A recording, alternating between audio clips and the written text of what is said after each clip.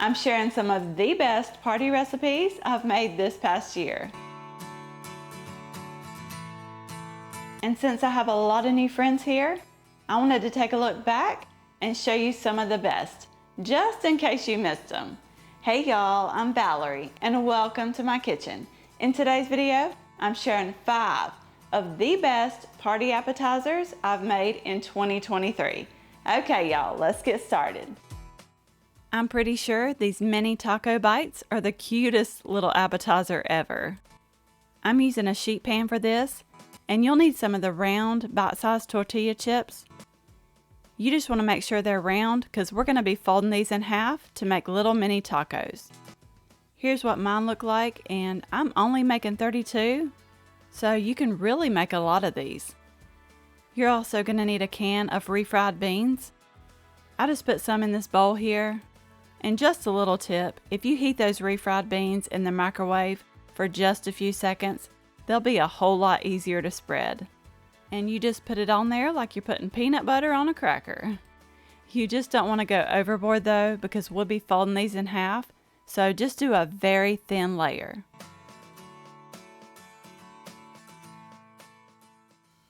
And after I got them all covered with those refried beans, I'm going to top them with some cheese.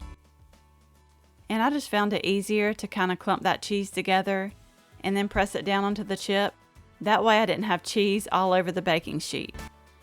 Or you could also cut little squares of cheese and then just lay that on there, and then you wouldn't have to worry about the cheese falling all over the place. And y'all, I barely made a dent in those chips and the beans and cheese. You could really go crazy with these and make a whole lot of them. I put those in the oven to bake at 350 for only about 5 minutes. You're just looking for that cheese to be melted. And as soon as they come out of the oven, as soon as they come out of the oven, you want to go ahead and fold these in half, or else they won't stay folded very good, but that's only after the cheese starts to set up, but you'll be fine though. You just don't want them to cool off. Now, aren't these the cutest little things you've ever seen? They were absolutely adorable. And if you can help it, you don't want that cheese to run off onto the sheet pan. You can see mine did a little bit, but I wasn't about to waste that cheese. I just folded it back onto that chip and folded it up. We really loved them, and I've even made them a couple times this past week.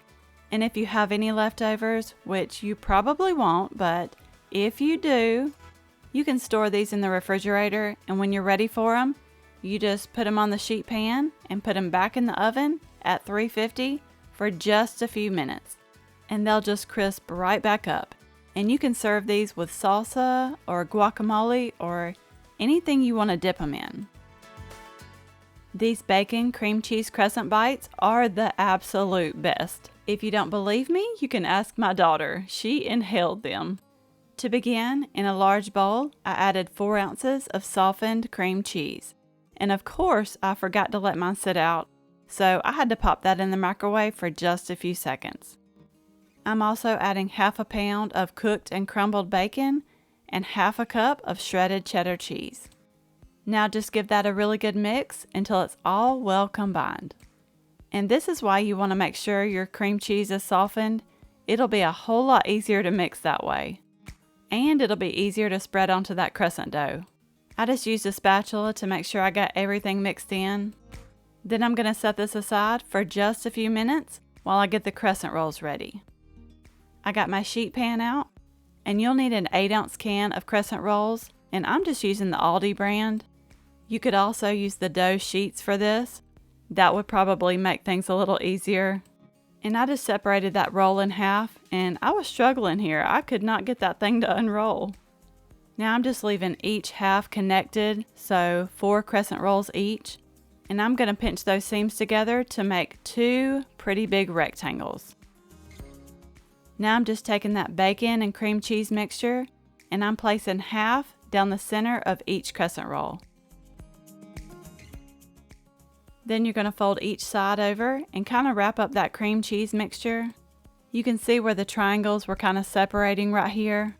So if that happens to you, just pinch them back together and keep on going.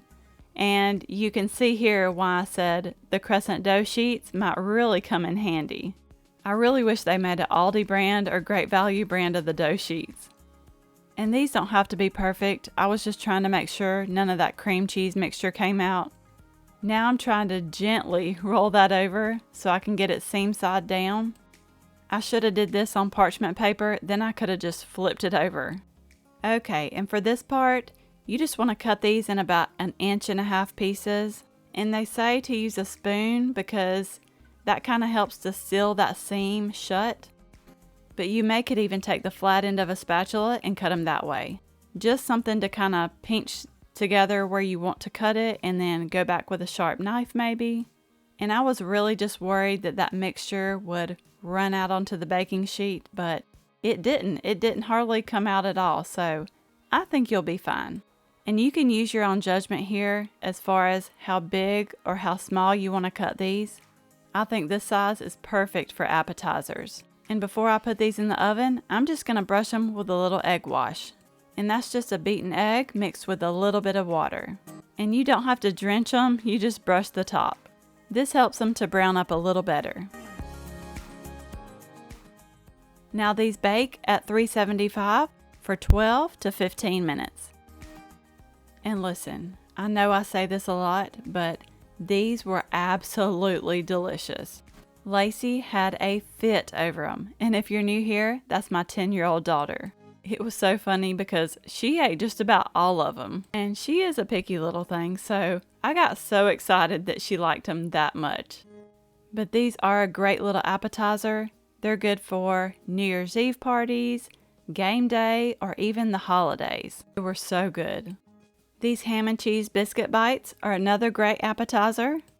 For this recipe, you'll need 4 ounces of softened cream cheese.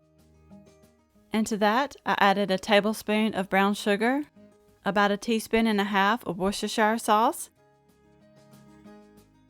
1/8 teaspoon of onion powder,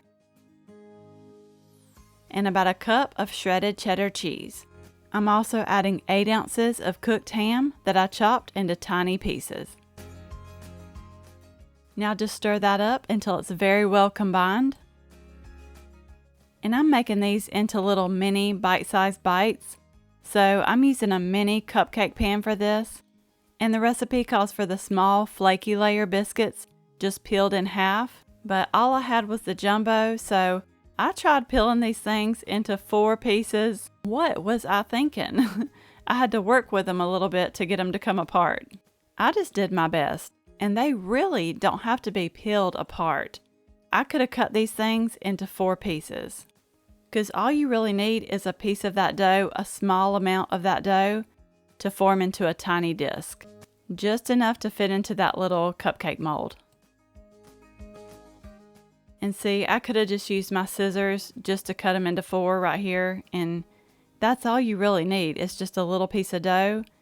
And just shape it into a disc. So what I'm trying to say is I think you would be a lot better off if you cut them into 4 pieces or cut them into 2 pieces if they're the small ones versus tearing them. You'll get them a lot more even. And you'll want to find something, anything you can find to press down into there to make it into a little cup.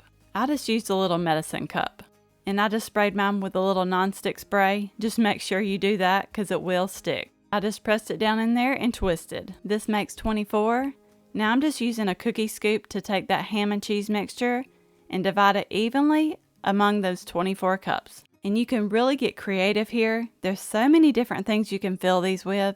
Now they go into the oven to bake at 375 for 12 to 15 minutes. You'll notice the tops of the biscuits will start to turn golden brown. These were so good, and they'd be great for a brunch or any kind of party that you need a finger food. And like I said, get creative here. Fill them with your favorite dip. And if you're in a hurry, you could even pick up some store-bought dip and fill them with that. You'll have to let me know if you try them. I think you'll love them. These honey glazed chicken minis were so good.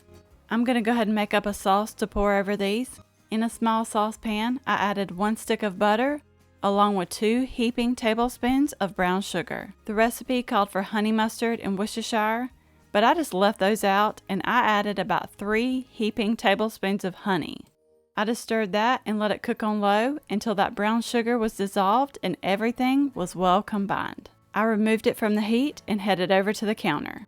I've got an 8-ounce tube of the refrigerated Crescent rolls. I'm just going to use my pizza cutter. That's the easiest way, I think. I'm just going to separate them into 8 triangles. Now I'm going to take each triangle and I'm going to cut it into 3 narrow strips. By the way, if you love easy recipes like this, I would really love to have you here.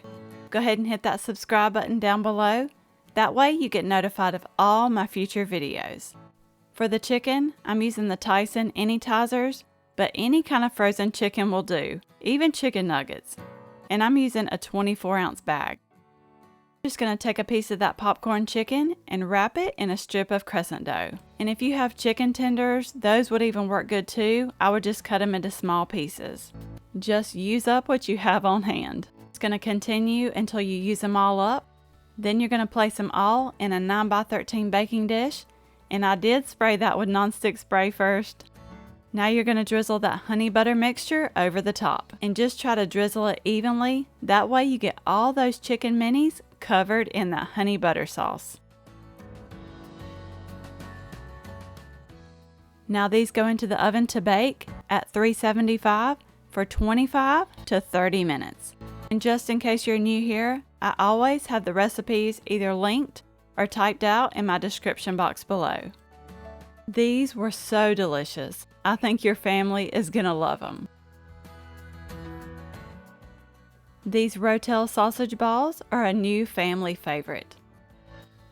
I'm gonna make this a little easier on myself, and I'm gonna make these in my stand mixer. I started out by adding 8 ounces of softened cream cheese, 1 pound of sausage, you can use hot if you prefer, 2 cups of shredded cheddar cheese, and 1 can of drained Rotel. You're just going to give this a quick mix. And I'm not sure why I grabbed my dough hook, but maybe because I've been making a lot of bread here lately. Otherwise, you can just use your paddle attachment. I did scrape the sides of that bowl down. And you see here, I had to switch that attachment. Now you can go ahead and add in 1.5 cups of Biscuit. And you're just going to mix this until it's well combined. And this dough will be very sticky, but I guess every sausage ball is that way. That's another reason I used my stand mixer. I didn't have to get my hands in there and get them all messy. Now it's time to form these into balls. I'm using my sheet pan and I have mine lined with parchment paper. I'm using a cookie scoop, that way I make sure I get them all the same size. My cookie scoop holds about 2 tablespoons, if that gives you an idea of how big to do these. You're just going to scoop that mixture and plop it onto that parchment paper. Now these go into the oven to bake at 400 degrees for 18 to 20 minutes, or until those tops start to get golden brown. These turned out so good. They really do make the perfect little party appetizer. And I'm telling you, you can never go wrong with sausage balls. These are going to be perfect for your New Year's Eve party or any time of the year. I really hope you enjoyed this video. You may also like these. Don't forget to subscribe down below for more easy recipes, and I will see you in the next one.